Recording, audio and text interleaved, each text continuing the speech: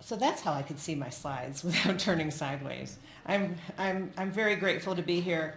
I first want to say that in 2014 I was fortunate enough to be invited to participate in the MJ for MDs conference as a backup speaker. So to be standing here today as your afternoon keynote is quite exciting and satisfying, and a validation of the type of work we've been doing all these years.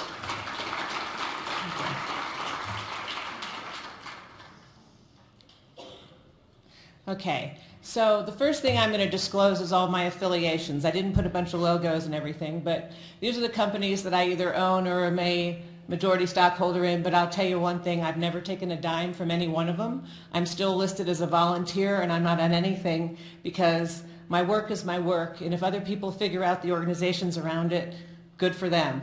So I am the founder of Aunt Zelda's, which is the company that makes all of the different cannabinoid and terpene-based medicines that we use for the treatment of our patients and that we've been using to track all of our results. Calla Spring Wellness is a company that we have for our doctors and our nurses.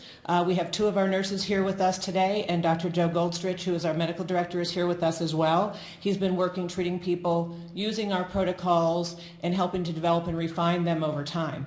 And then Zelda Therapeutics has been formulated out of Australia to fund clinical trials in cannabinoid therapies. We're actually formulating one right now on a sleep study. I believe we have the first phase will be conducted starting after the first year in the United States, and then phase 2 through the Telethon Institute in Australia, where that'll be taken care of. Then the last thing here is CDR Med. It stands for Cannabis Desk Reference, and what it is it's an EMR that I've helped to develop that is used for medical professionals, patients, and dispensaries to correctly and accurately dose cannabinoid therapies and track them over time. That way the medical professionals don't have to become endocannabinoid experts or a doc in the box or have your entire practice be cannabis, but if and when cannabis is an appropriate solution for your patients, this is something you can use to do a good job of dosing them and having some confidence that you're going to be directing them based upon the experience of other doctors and medical professionals. And as it says, I receive no monies from these entities. I wish I did, but I don't. Anyway, so let's start out talking about cannabis and its role in society. Anybody who is on Facebook or more than Twitter, it's Facebook really, some of it's Instagram now, you'll see a lot of people claiming that cannabis is a panacea, that it can solve everything. No matter what your problem is, no matter what your diagnosis is, cannabis is the solution. Excuse me, they say the solution. And they emphasize this as though if you go for allopathic or standards of care medicine, that you are somehow not enlightened or not doing what you should be doing, or you're a victim of big pharma. And I can tell you right now that it is no different than the snake oil salesman of late. Cannabis is not, in fact, a panacea. It's amazing. It's a wonderful, wonderful drug that does a lot of different things and has tremendous possibilities and promise with more research, and we'll find out more and more about it. And we have seen fantastic results with it.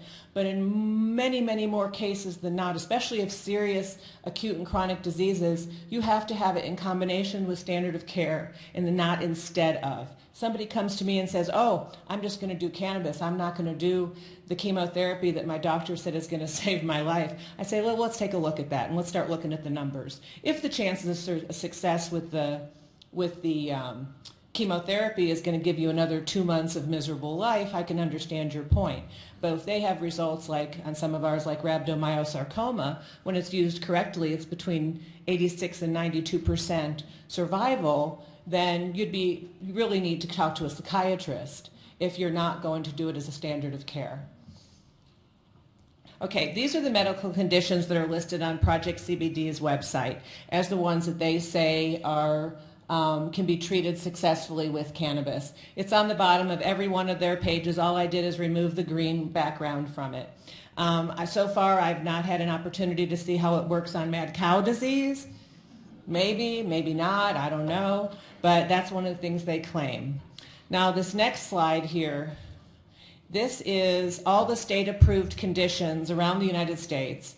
Obviously, we've left out California, though they do list several conditions in California. It then goes on to say, and I am completely ad-libbing here, along the lines of, and anything that your doctor deems or physician deems would be benefited from cannabinoid therapies. So as a result, that leaves it pretty much open to the doctor to recommend based upon whatever they think will be benefited from the medicine. What this has done for us in California is it allowed us to have the doctor's hands not be tied up and to be able to recommend it for many, many things. As a result, though, you also have people that are really perfectly healthy, and they have a hangnail and the doctor says, oh, I think you need cannabis, wink, wink, that'll be $145 for their card. I'm very grateful that now with Proposition 64 passing that we can separate the sick people from the people that just want to be able to use cannabis legally, which they should be able to do, but it has nothing to do with the medical cannabis model that we're all here to talk about today. Now, as a result, you'll see on this thing from the state-approved conditions, you'll see some pretty obscure things like Kazalja and nail patella syndrome. Because in whatever this state was, there was a legislator who had a family member or friend who had these conditions. So it's not because some physicians got together, as one of the previous speakers said, and it's not in the hands of the medical community deciding what can be benefited from this, because they're waiting for the clinical trials. You have government officials deciding, or you have parents lobbying, and we all know that any laws that are passed as a result of something emotional, like does not make for very good laws in the long run. So the hope will be that at least we're moving in the right direction, but we have a lot of work to do on what conditions. Because if somebody comes to me, for example, from the state of Georgia, and they have stage 3 cancer, they have to wait till they're stage 4. What's the logic of that? Like, let's wait till you're circling the drain and then we'll try to help you. So it's just, we have some work to do still on the medical, even at the state levels that are allowing it now. So people will ask us all the time, how do you do it? How do you figure out, number one, what to dose, how to dose, and how much, and what to give them, and what's in the medicine? And, from the very beginning, the question that we have been seeking to answer is how to accurately and consistently dose cannabinoid and terpene-based medicines across diseases over time. That is the magic, million-dollar question that we've been seeking to answer, because that's where doctors will start be having a bit more confidence in looking at this when they see consistency. I just walked in as the people before me were talking about, not using something unless it's in milligrams. Well, I would take that a step forward from there and say, make sure that it's in milligrams, but that the lab results and the label match what's actually in the bottle, because many, many times it's not the case. So how do we actually do this? Well, the first thing we do, we begin with lab-tested medicines. When somebody comes to us, we test the flowers to see if, and we have people who do grow very specifically for us, but even if they do, we treat everybody as if it's an unknown, because conditions out in the world, this is a plant that's growing in nature, and even if there's minor components in it, when you start getting into concentrations, they aren't so minor anymore. And cannabis is an accumulator plant, so it'll clean out what's in the soil, it'll clean out so that you're going to end up with some heavy metals, heavy toxins, things like that. You want to make sure, of course, there's no mold, mildews, and all that, and you want to have a way to make sure that the lab results match what you're actually looking at. So we'll take the flower and we'll send it to have it lab tested. If it's in something that we're going to use, we then break it off into a number of batches based on our site, and each one of those individual batches has its own lab test, its own results, its own reporting, and its own labeling. Unless you have very sophisticated labeling machines that are creating one-on-one for each batch, when I see labels that have the numbers that are printed exactly on it and their whole plants, I'm wondering, how much did you make in one batch? And that you're still able to use the same label for all of them. Do they really match? So let's take a look at how you read a lab report.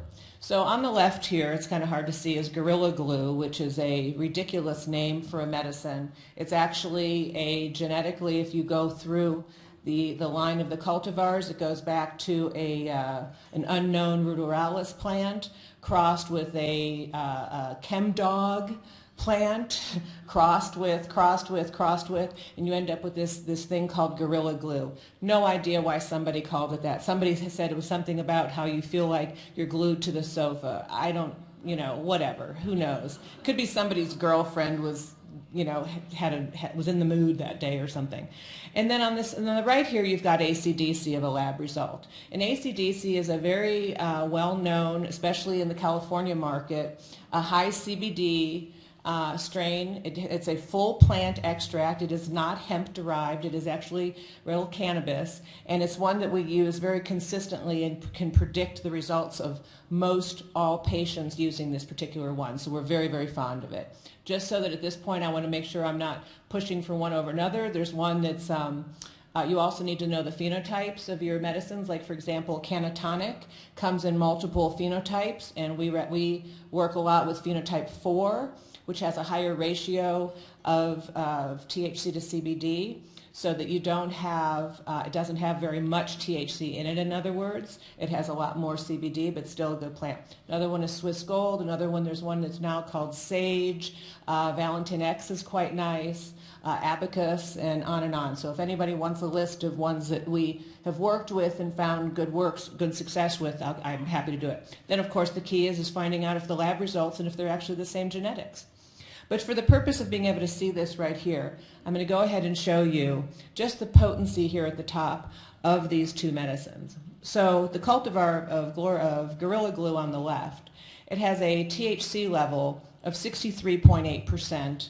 So that means that in 1 gram of this medicine, there are 638 milligrams of THC. There are also within it 1.337, so 1.3 milligrams per gram of CBD, all right?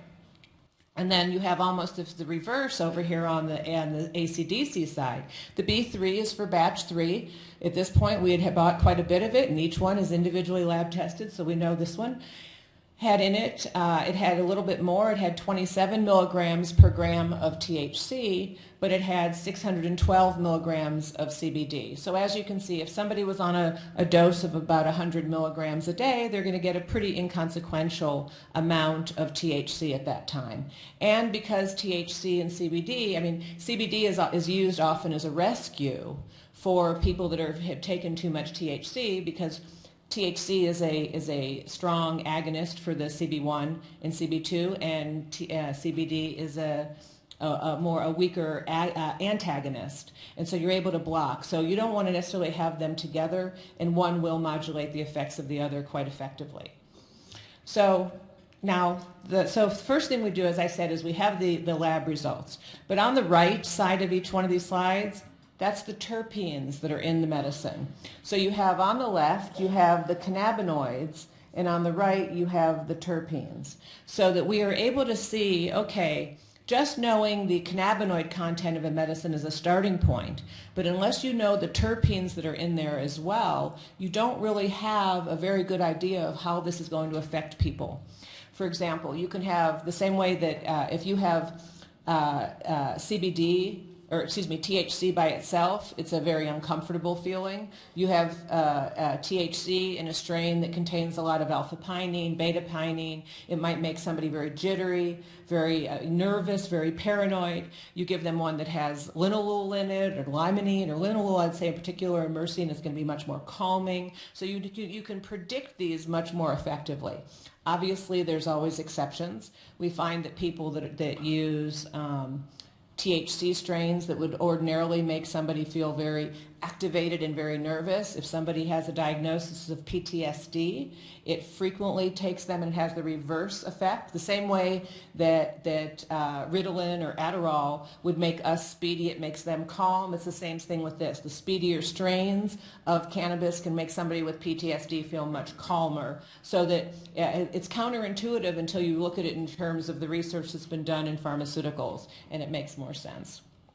So you do an in-depth patient intake. We've been collecting about 300 data points on each patient, in addition to, of course, their basic demographic of things like, name, address, who's their doctor, who's their contact, all that kind of. That doesn't count in the 300. I'm talking about things like we're collecting everything from their where in the world their families are from, so that we can look at the genetics and heritage to see if there's any correlation between which particular cultivars or landrace strains from what areas of the world may correlate strongly to which medicines work best for them or that they find the most comfortable. We're collecting military service. We're getting their nutrition. Okay, so here's the categories of the type of information that we're getting. Besides getting the patient information and context, like I said, we're getting all their previous treatment histories. Everyone they've gone to for these diagnoses and in their past treatments as well. We're getting any of the medications and supplements that they're taking, their family histories, the patient's history, extremely in depth, and then we're looking at functioning scales on there. Based upon what you're measuring, you have various scales, like you have the Lansky scale for children under the age of 16 that have cancer, and then you have the ECOG for over 16, and then you have the quality of life indices and all these things. Based upon the diagnosis is which scale is actually plugged in here, because this is designed to be able to work for whatever a doctor's specialty is. We'll be able to capture for them so that we can give them feedback of the measures and we can see what's working and what's not. And then in addition, we're already getting the ICD-10 codes, so that, please God, one day when the insurance companies start chipping in so that people aren't going broke getting medicine for their families, we'll be ready and set up for them at that time. But then also the previous cannabis use. We need to know what their past and present cannabis experience has been, because that tells us a lot about how we're going to start them out and how we're going to titrate them up to a therapeutic dose, and also gives us an idea of what sorts of cultivars, what profiles of the medicines are going to be most comfortable for them if they happen to know. And many times you have people that'll say, oh, I use it every day and this is what I use. But far more often what you get is somebody that says, I've either never tried it or I tried it years ago in college, it freaked me out and I never tried it again. And so those are the ones that are the real opportunity for us to show them that cannabis can be an effective medicine for them when they're not using it to try to fit into a social situation. Because your medicine isn't your social life, your medicine is your life. Now we also are getting, of course, the nutrition and the exercise, which are very important.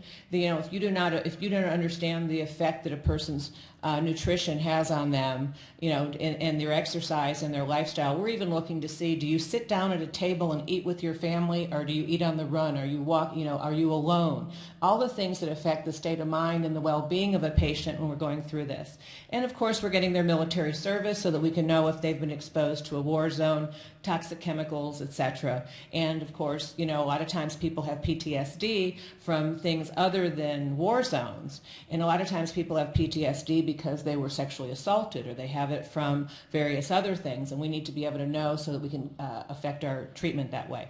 And I'm going to go ahead and interject here something. We've identified the 5 top questions based upon our research to date. I have no idea if it's going to change over time. That's the most exciting thing about all of this, is everything I stand here and say to you today, in 5 years from now, when we have tens of thousands or hundreds of thousands of people using this, we might find out that the pattern repeats itself every 10,000 patients. We won't know. That's just a matter of time and numbers. But we do know that right now, that as long as we know the age of the patient and we know their previous experience with cannabis, and we know what their diagnosis is, and we know what their objective is with the cannabinoid therapy. Because that's the most important question that we can ask somebody, is what is your objective? If somebody comes to us with stage 4 cancer, for example, and immediately our minds start going, oh, well, we can treat them with this and da-da-da-da. Well, if all they want to do is manage their nausea from their chemotherapy, that's their right, and we will help them to do that. And we measure the success on it based upon, have we met the patient's objective? If somebody comes to kill cancer, we'll roll up our sleeves. And then the other thing we get is their level of commitment. We have a scale of 1 to 10. How committed are you to cannabinoid therapies?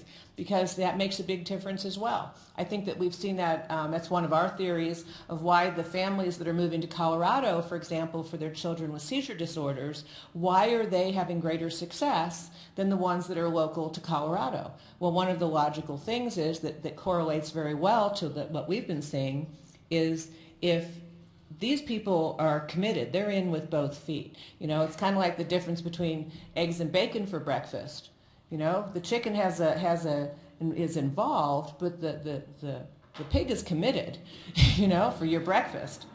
So the next thing is now we've talked about how you need to have lab-tested medicine, you need to have an in-depth patient intake, and then you have to understand the effects of cannabinoids and terpenes on the body itself. So there's a lot of these slides out there on the internet, and I went ahead and redid it and just simplified it because nobody here really needs to know about CBLA and CBL, and because we don't test for those, no labs are really testing, and we don't have a lot of any understanding of the basic information that we need to know right now is, of course, CBGA is the mother compound. All other compounds come from it initially, because it is the one that is resident in the plant.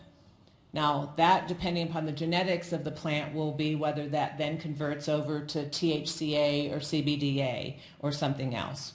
And there's a lot of promise with the THCV. We've seen, a lot of things with THC with the ribavirin is it's actually working for in treatments of diabetics. It's working quite a bit as an appetite suppressant, so that which of course for diabetics, so many of them have obesity as a primary condition right along with I don't know that you could separate it as a primary and secondary because one's causing the other in many cases. And THCV has great promise. So now I know that there's organizations that are working to exploit this in ways to develop strains that are higher in THCV, and there's so many wonderful breeding programs going around the country and around the world.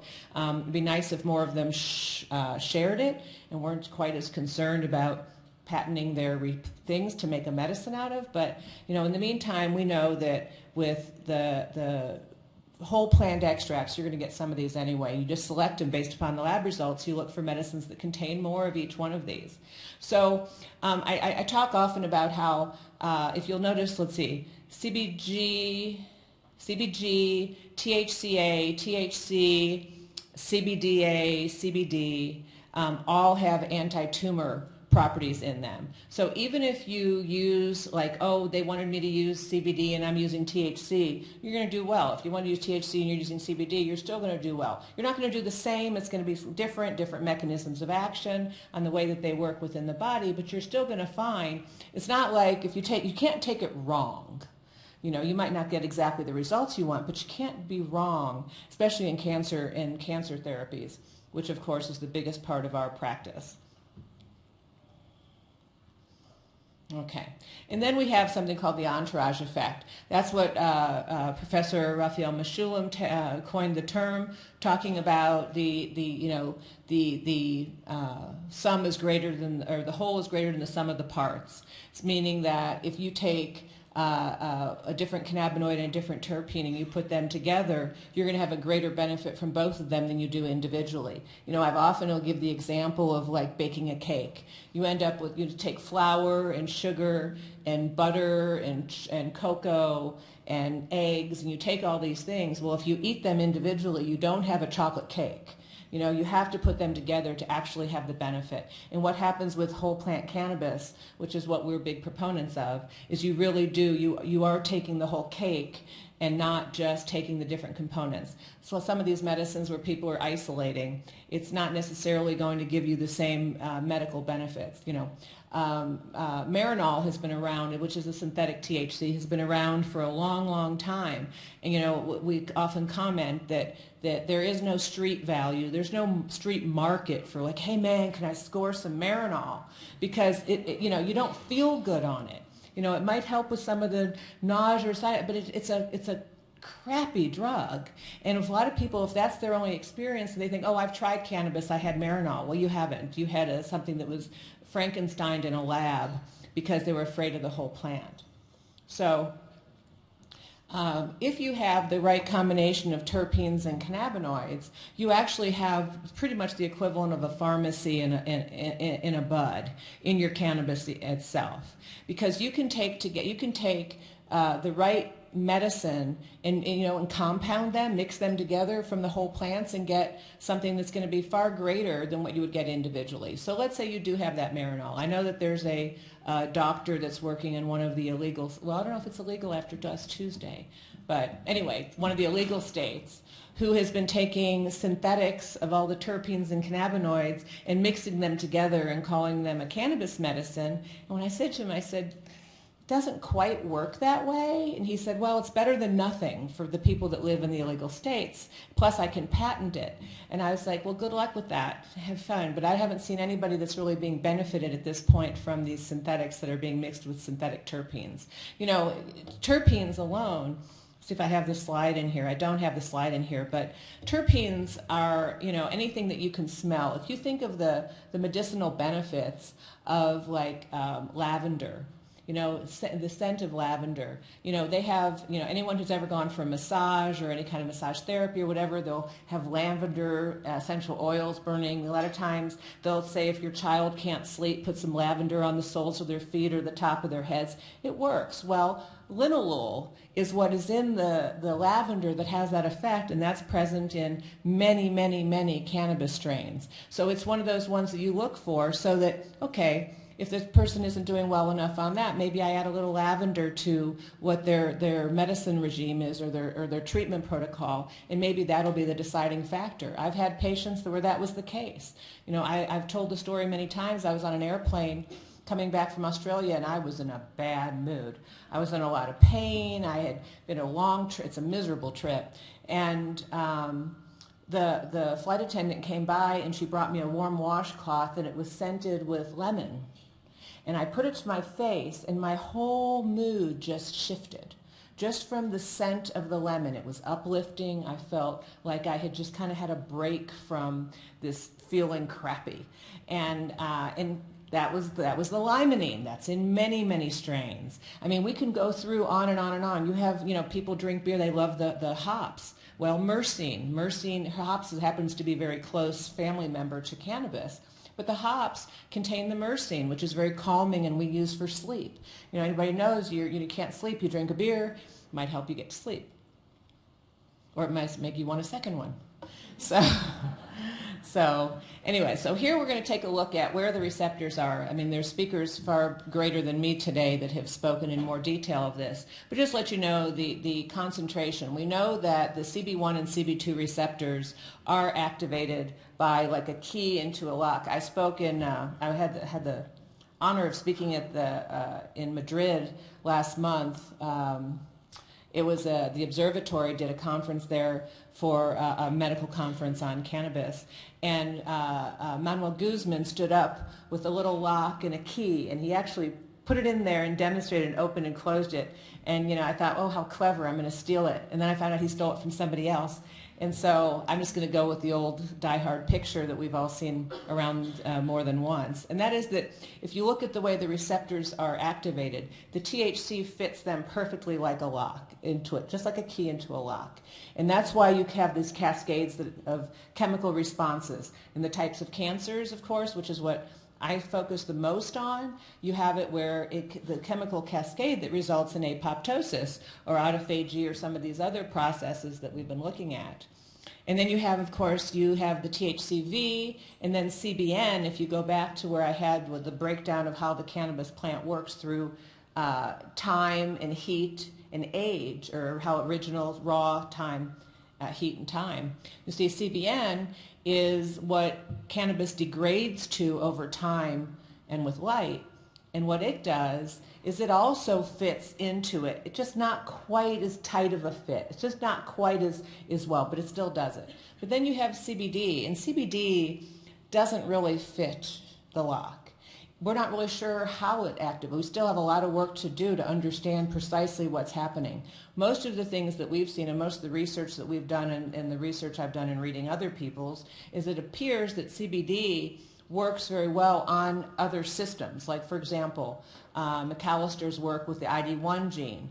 The CBD interferes with the translation of the ID1 gene, so you end up with, an ID1 is what causes a lot of metastasis and cell proliferation. So the CBD interferes with that. You have the other things, CBD, you have it where it works on so many different systems. But if we're going to look directly at the CB1 and CB2 receptors, the CB1 are primarily in the central nervous system and CB2 in the peripheral organs and the immune system. So we know how to target these things when we're actually picking a treatment protocol for a patient. Now, Halent Labs, which has since been bought by another lab company, but Halent Labs back in 2011 came up with this chart, and if you Google it, you can find a copy of it where you can actually read what it says much more effectively. I tried to find a copy of it that was as dark, but I remember when Colleen Brand actually created this for them. And it really just kind of goes, it's a really good cheat sheet for very simple on terpenes and cannabinoids as a starting point that, you know, it wouldn't be a bad idea just to have it as a cheat sheet nearby. I remember in 2011 taking this and printing it and taping it to the inside of my composition book so I could use it as a guide while I was learning about it all myself. So the next thing after understanding the terpenes and the cannabinoids is you have to get rigorous patient records. You have to get feedback. I cannot say that enough. It's like instead of location, it's feedback. If you don't have feedback, you send people off and you have no way of knowing what's working and what's not working. And that's the key to any kind of research being done or any validity with what we're doing.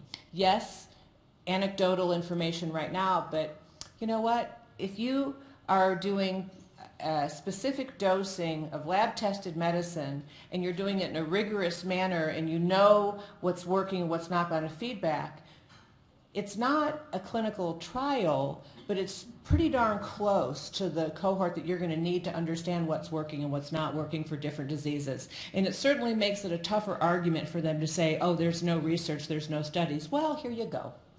You know, here you go. So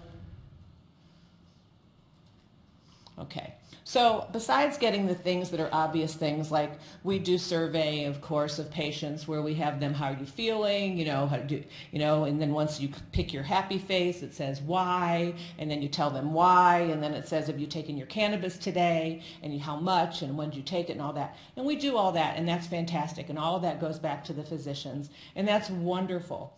But more importantly, we do this. We get copies of their scans, their blood work, their MRIs, their pathology reports. We look at, on and on. This is just a little sample I put here. So if somebody, depending on what the marker would be for whatever your diagnosis is, we are collecting it and meta-tagging it so that it's searchable and can be used for future diagnoses. So, for example, if it's a pain, let's say you're coming for chronic pain, well, there's quality indices that are used in certain things, like have you had a reduction in your opioid use? Have you had any more hours of sleep? There's things that you can look at to mark to see what's working and what's not. So you just need to make sure you have a feedback loop. One of the ways that we control this is with the amount of medicine that we allow any patient to have at one time. We believe that you should give 30 days of medicine, and until a patient is completely, the same way a physician would give you 30-day prescription for something, and then once you are stabilized on it and you become, okay, over time, this is what I'm going to do, then you can go ahead and do a 90-day supply if they can get a better price or a better deal or whatever for him and for their convenience.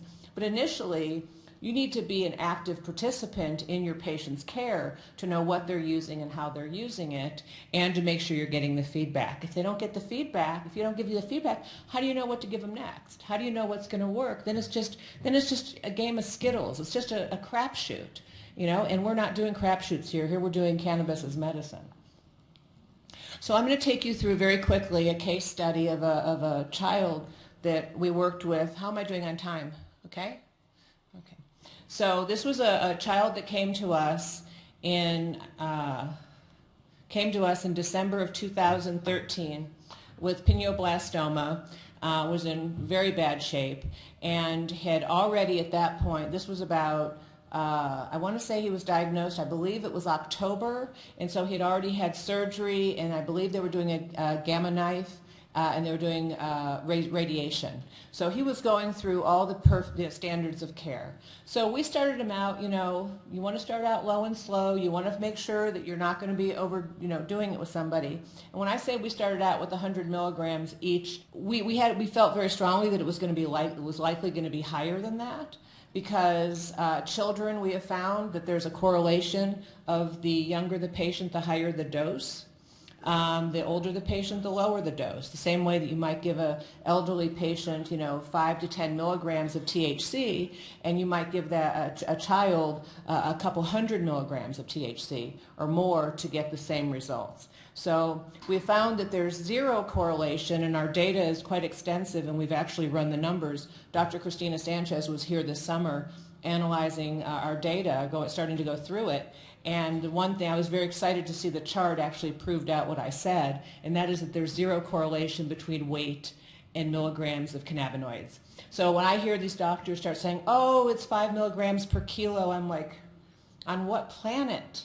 Because that is not the way it works. It does not work in reality. I know that that's what you want it to do, but that just is not the way it works. And so if you're going to be realistic and help your patient, and I think a lot of the reasons that some of these studies that you're seeing that some of the companies are doing are not necessarily having the kind of results they want is they're trying to make a one-size-fits-all for patients, and it just doesn't work that way.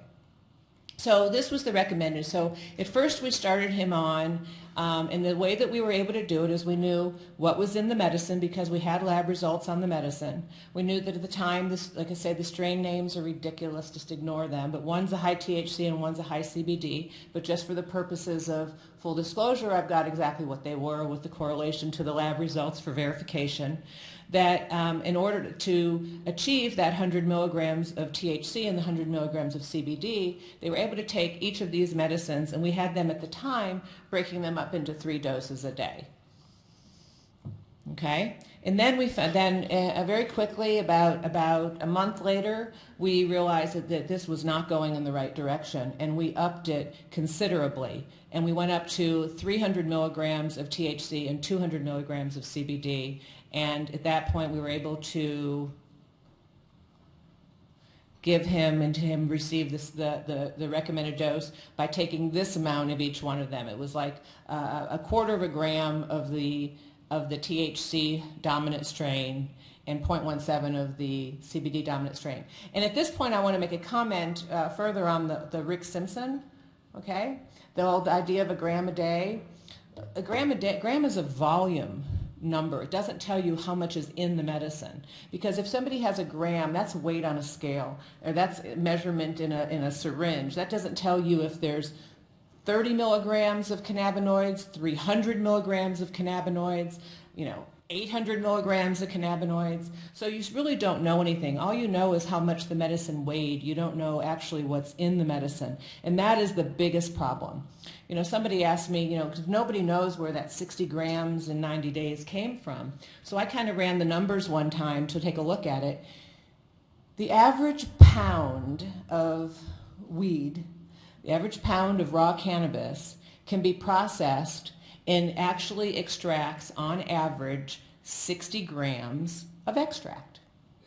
And that's where it comes from. And that's just how scientific. And so we had a doctor recently, whose name won't be mentioned. I wouldn't want to embarrass him, though maybe, anyway, who said that he said somebody should be using a gram a day, and sent them to a Rick Simpson sourcing website. And I thought, wow, that is really scary. This doctor is taking their medical advice from Facebook, basically. It's just unbelievable to me. Unbelievable and unprofessional and scary. So anyway, then by September 2016, he's now age 7 at this point, and we had him down at 100 milligrams of THC and 75 of CBD. And I think it's important to mention at this point that he has been in full remission now for 2.5 years. So. Thank you. And this is how we did it. Because of the whole syringe thing and trying to weigh and measure and the rice paper and the pain in the neck of the jeweler's scale and all the things that patients are not willing to comply, and because, you know, if you don't have compliance, all you have is a lot of good suggestions out there that are not being, you know, fulfilled with good intentions. So what we've done is we've standardized our medicines to 10 milligram and 50 milligrams per milliliter of major cannabinoid, so that it makes it much, much easier for people to dose effectively and consistently, instead of expecting them to perfectly weigh out each and every time. And this was just the latest bottle and version. So here is the actual, over time, the dosing protocol of this particular child. Okay, they started out at the 100 here, and then as we went to 200, and then very, very quickly, within just a month, we went to here, and we kept them there for quite some time. They were there for about 2 years, and or a year and 9 months or whatever, before we were able to lower him and very effectively get him to a final. Now, we consider this a maintenance dose. Now, over time, he'll be able to reduce that down even further, but the same conditions in the body where a person is either endocannabinoid deficient or in some way the body kind of goes haywire and the cancer cells are able to proliferate out of control, those conditions still exist within the body. Even if you change the diet and you change all these other things, and we have found that when people stop using cannabis completely, it's not too long before they're having tumor activities again. So you can get them to a dose that, and just so you know, this child is in school, this child is living a normal life, has been all along. He missed a very short period of time in school as he was adjusting to all this and also recovering. And the most problems he has right now are the residual neuropathy as a result of the chemotherapy, which is very, very common in these patients where they have problems. But he's back walking and he's doing all sorts of things, and we're very hopeful for his future. So when I talk about, you know, feedback, and knowing how to do this, the thing that we have on this is we have all of his medical records from when he was diagnosed, all of his standard treatments, as well as all of his cannabis therapies. So we know every medication he's been on. We know how to run it through to see if there's going to be any sort of a conflict with the cytochrome P450, where CBD can, THC weekly, but CBD very strongly interferes with the way that this cytochrome P450 works, and as a result, drugs that are metabolized that way need to be modified in many cases, either the timing of them or the actual dosing of them. So that's one of the reasons that we know that you give CBD to somebody who's on opioids, and they can reduce their opioids very quickly because the P450 is making the opioid go in more strongly, and so they're actually getting more benefit metabolically from the opioid than they at a lower dose than they would but otherwise. So if that alone, you know, is a win. But let's go back further. So we get their treatments, we get their MRIs, we get their scans, we see what's working, what's not working. And then I think it's important to show, I think here we go. I want to show here, this is a group of brain cancer patients. Most of these are GBM, glioblastoma multiforme. The first one right there is an astrocytoma patient, but I wanted to show you more the correlation of the doses and the fact that it's not a one-size-fits-all, and you have to be prepared to actively work with your patient to find a therapeutic dose. And people say, oh, well, you know, it's just easier to take a pill. Well, really, almost all medicine is bespoke medicine. It's not unique to cannabis. Anybody who's ever worked with a thyroid therapy or SSRIs, antidepressants of any kind, or pain management, or hormone replacement therapies, you always have to tweak until you find the right medication, find the right dose. It's no different. It's just no different. It just is. You're just doing it with cannabis and cannabinoids and terpenes instead of doing it with a pharmaceutical where you just write another script and send them on their way. And so in conclusion, I just want to go over here. It is possible to dose consistently and correctly. It can be done. It just takes vigilance and it takes paying attention to what you need to do. And cannabis must be lab tested. If it's not lab tested, it's not medicine. If it's not lab tested, it's just some magical plant out there. And medicine isn't magic. Medicine is science. The chemistry is very understandable. Once we know what's in it, we know how it's going to work. And it's very important that it has to be regulated and standardized, because if somebody has something that says something on the label or uses the names for it or something else, in fact, I'm starting a group right now on creating a nomenclature around cannabinoids so that we don't have to have all these like ridiculous naming that's going on. And I don't want it to turn into something with just numbers either. I mean, we have to do some combination of the U.S. adopted names mixed with maybe some of the herbal things where you can tell based upon the suffix and prefix how it's prepared or grown. I mean, there's all kinds of things, and brains greater than mine will help us to put this together, but it needs to be done. And then the activation of the endocannabinoid system, you have to have that. And it's involving in most diseases, because the role of the endocannabinoid system is in fact homeostasis within the body. So if you realize that everything gets regulated with this, anywhere you have disease, you have on-demand development of receptors. Well, they're there, and if we then can activate those with the correct medicines, we can help them to do their jobs more effectively. And then the entourage effect, of course, is essential in whole plant and not using with these isolates. And it's important to select the right one, because if somebody needs something for sleep, you don't want to give them one for daytime. That's just silly. You don't want to make somebody activated when they're trying to go to sleep. Somebody's got PTSD, you don't want to give them something that's going to knock them out and make them paranoid versus something in their case that would make them feel calm. You just have to know your whole patient. And then it's not a one-size-fits-all. And then the other thing that's most important here for me is that THC is imperative. It must be there for the vast majority of diseases. CBD alone is a political opportunity. That's all it is. It has nothing to do with medicine. It is not people. Thank you.